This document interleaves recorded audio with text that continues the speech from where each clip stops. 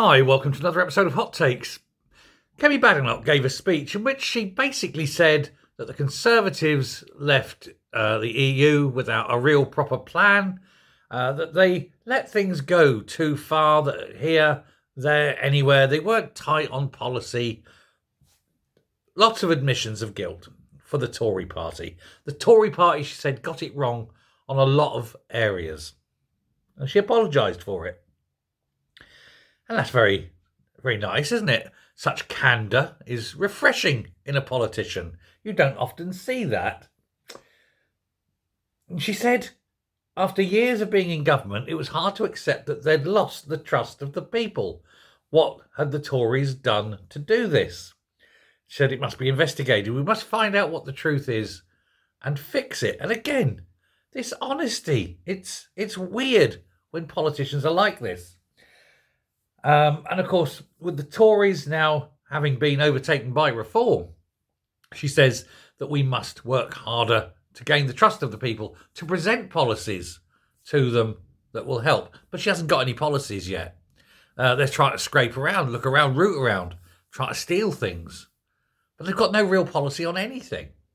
But on the other hand, they know they won't have Kemi Badenoch in charge for very much longer. She's doing an appallingly bad job. However, during that speech, while she was apologising on all the things the Tories had done, there's one thing that was notable by its absence, palpable.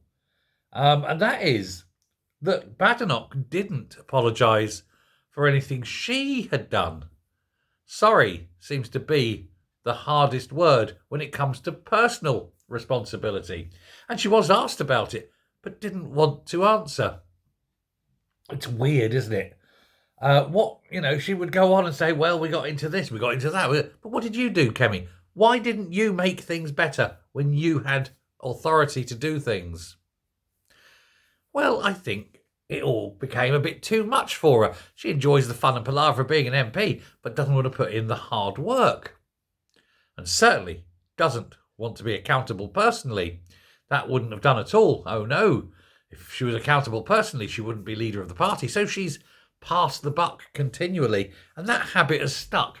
And so while everyone else in the Tory party has let the country down, Kemi is untouchable. Whiter than the driven snow, one could say.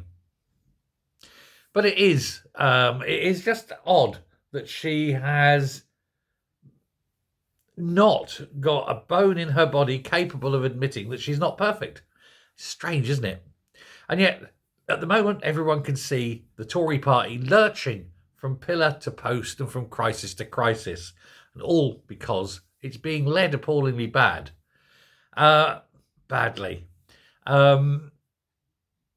always said she'd make a good leader of the opposition and a terrible prime minister. I want to correct that. She's making a terrible leader of the opposition. She's leaving too many open goals. And I think everyone in the party is starting to see it. How long has she got? Who knows? She won't be there for the next election, but I don't think she's going to be there much longer. And Jenrick has never stopped his campaign for leadership, of course. That still trundles on each and every day.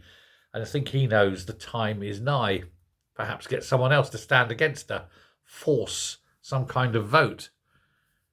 And then off she goes. Let me know what you think. Thanks very much. Goodbye.